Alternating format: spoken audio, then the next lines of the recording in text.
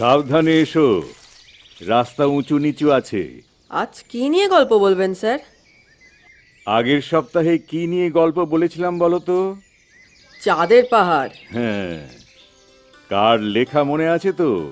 বিভূতিভূষণ বন্দ্যোপাধ্যায়। বাহ বাহ, very good. আজ তবে একটা রবি ঠাকুরের গল্প শোনা যাক। কি গল্প স্যার?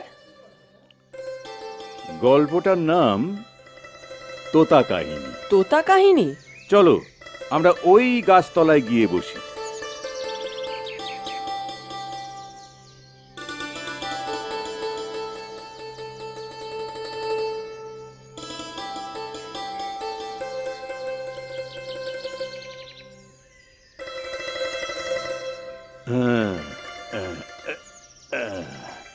সাবধানে বসো।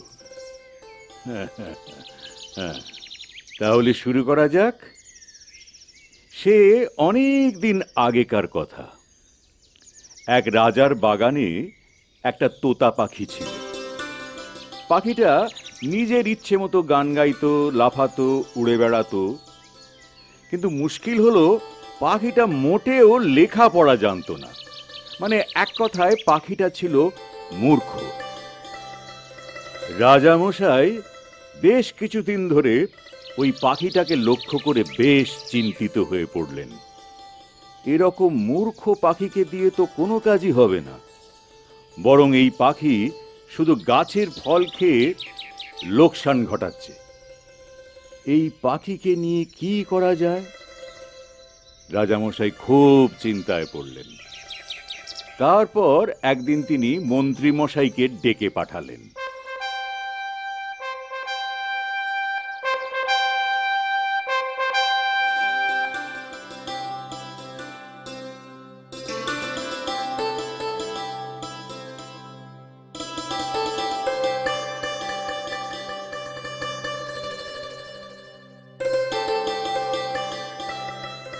ওরকম সঙ্গের মতো দাঁড়িয়ে থাকলে চলবে? শুধু খাচ্ছ দাচ্ছ আর মাইনে নিচ্ছ। আমার রাজ্যে এরকম মূর্খ পাখি থাকে কি করে? হ্যাঁ না, মানে আসলে রাজামশাই। থামো, একদম বাজে সাফাই গাইতে হবে না। তাড়াতাড়ি যাও আর পাখিটার উপযুক্ত শিক্ষার ব্যবস্থা করো। পণ্ডিতদের ডাকো, আলোচনা করো, তাড়াতাড়ি ব্যবস্থা নাও। আবার দাঁড়িয়ে রইলে কেন? যাও। হুকুম হুজুর। শুধু গান গাওয়া, ফল খাওয়া আর উড়ে উড়ে বেড়ানো চলবে না, চলবে না। আমার রাজ্যে এসব একদম চলবে না।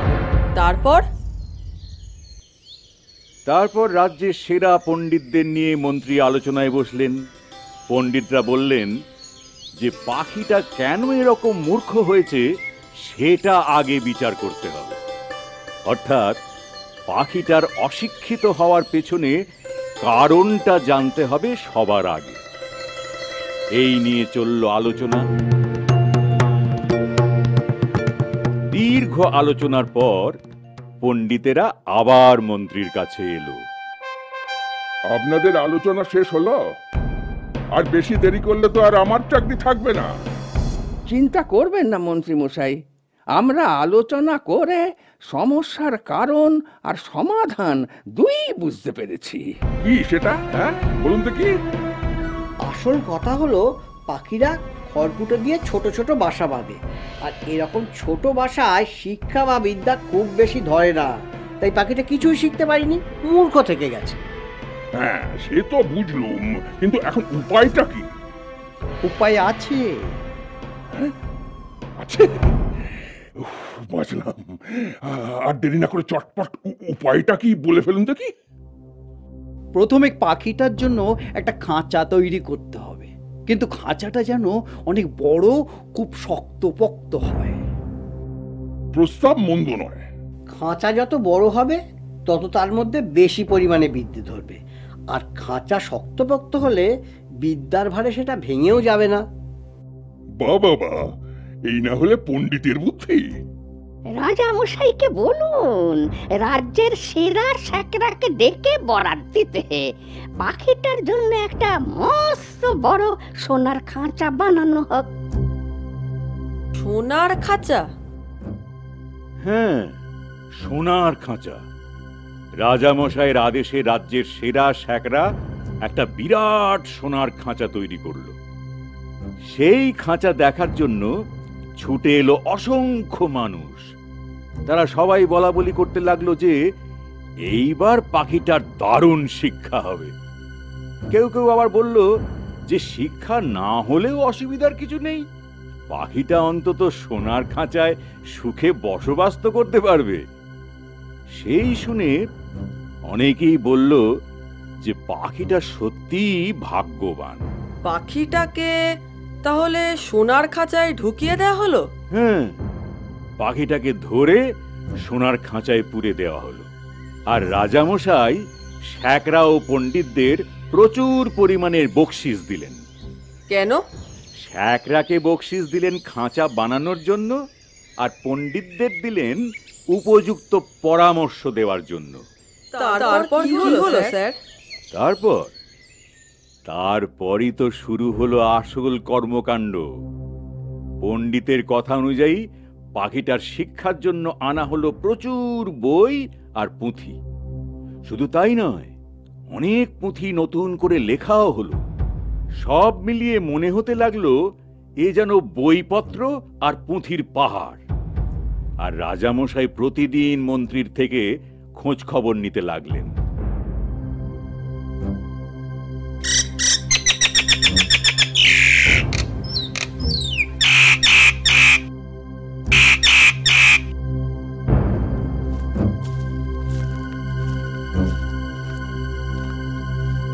কি কি লোক নিয়োগ করা হয়েছে? আপনার কথা মতো সব লোকই নিয়োগ করা হয়েছে জাহাপনা। খাঁচাটা দেখভাল করার জন্য লোক লাগানো হয়েছে। কেউ খাঁচায় ঝাড়ু দেয়, কেউ খাঁচা পালিশ করে, আরো কত লোক, সবাই ব্যস্ত। আবার এরা কাজ ঠিকঠাক করছে কি না সেটা তদারক করার জন্য বহু লোক লাগানো হয়েছে। বেশ বেশ, খুবই ভালো। সবাইকে ভালো মাইনেপত্র দেওয়া হচ্ছে তো? বিলক্ষণ মহারাজ, বিলক্ষণ। মাইনে, বকশিস সব ঢেলে দেয়া হচ্ছে। আপনার নির্দেশ একেবারে অক্ষর অক্ষরে পালন করা হচ্ছে। পাখিটার শিক্ষার দিকে ঠিকমতো নজর দেওয়া হচ্ছে তো? তার বলতে মহারাজ, এটি তো আসল কাজ। কোনো ত্রুটি নেই, কোনো ত্রুটি নেই। দেশের লোকজন কি বলছে হে? খবর রাখছো কিছু? সবাই তো উচ্ছ্বসিত হুজুর। বলছে দেশের উন্নতি হচ্ছে বটে, আর চতুর্দিকে তো আপনার নামে শুধু জয়ধ্বনি। বটে?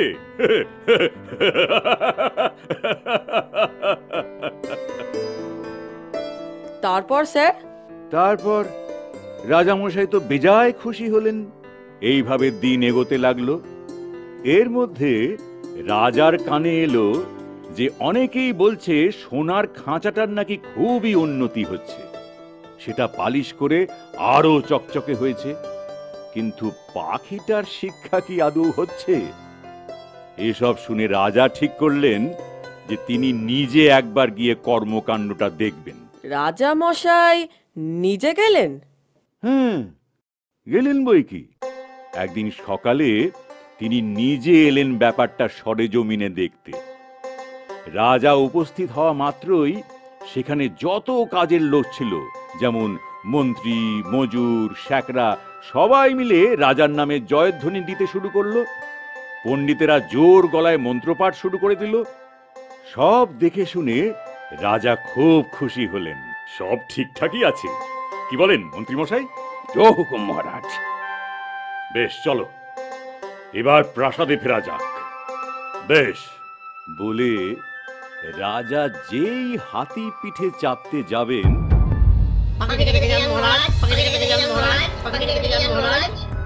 কে যেন কি বলছে। রাজামশাই, পাখিটাকে অন্তত একবার দেখে যান। হ্যাঁ, ঠিক কথা।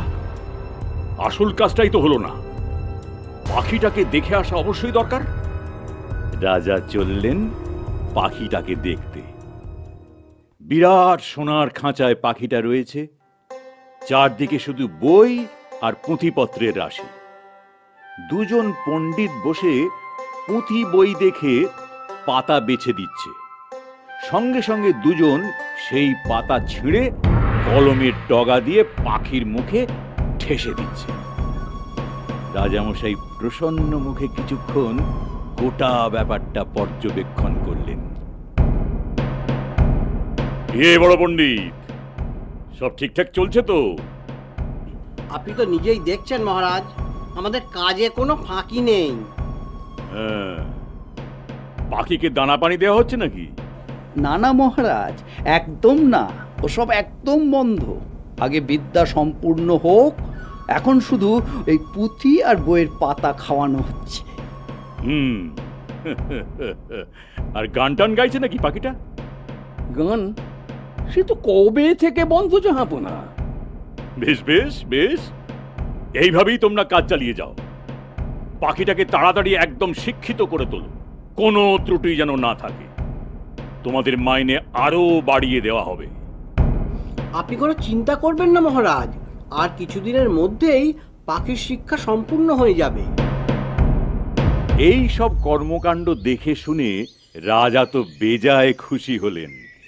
এতটা খুশি হলেন যে তিনি আর কারো কথাই শুনতে চান না। উল্টে তিনি একদম ফতোয়া জারি করে দিলেন যে কেউ যদি এই শিক্ষাদান নিয়ে কোনো নিন্দে করে তাকে কঠিন শাস্তি দেওয়া হবে। আর পাখিটার শিক্ষা এভাবেই চলতে লাগলো। হ্যাঁ, তা তো চলতেই লাগলো। আর তার ফলে পাখিটা দিন দিন প্রায় আধমরা হয়ে গেল। তবু স্বভাব দোষে সে ডানা ঝাপটা, এমনকি একদিন তার দুর্বল ঠোঁট দিয়ে খাঁচার তার কাটার চেষ্টা করল। আসলে মুক্তি পাওয়ার জন্যই তো এই কাতরতা।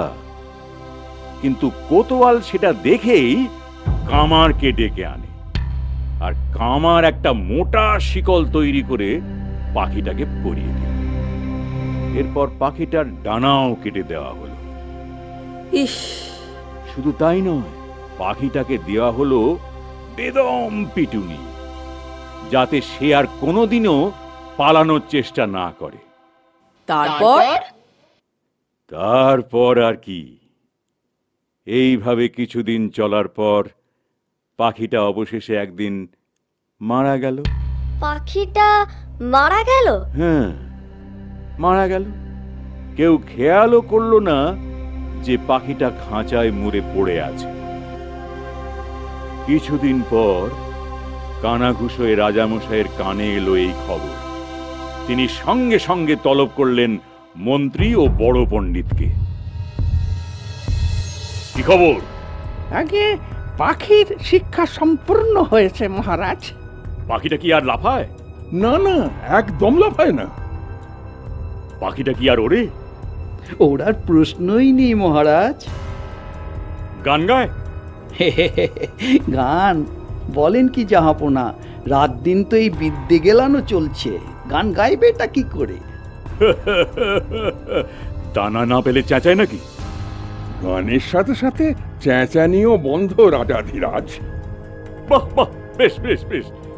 তাহলে পাখিটাকে একবার আমার কাছে নিয়ে এসো তো দেখি। জো হুকুম, জো হুকুম মহারাজ। পাখিটাকে তারপর রাজার কাছে নিয়ে এলো ওরা। হ্যাঁ, তা রাজার হুকুম যখন, তখন তো আনতেই হবে। খাঁচায় করে পাখিটাকে আনা হলো। সঙ্গে এলো কোতোয়াল, পাইক, বরকন্দাজ, আরো কতজন। মন্ত্রী আর পণ্ডিতের দল তো ছিলই। অবশেষে রাজার সামনে খাঁচা রেখে সবাই সরে দাঁড়াল।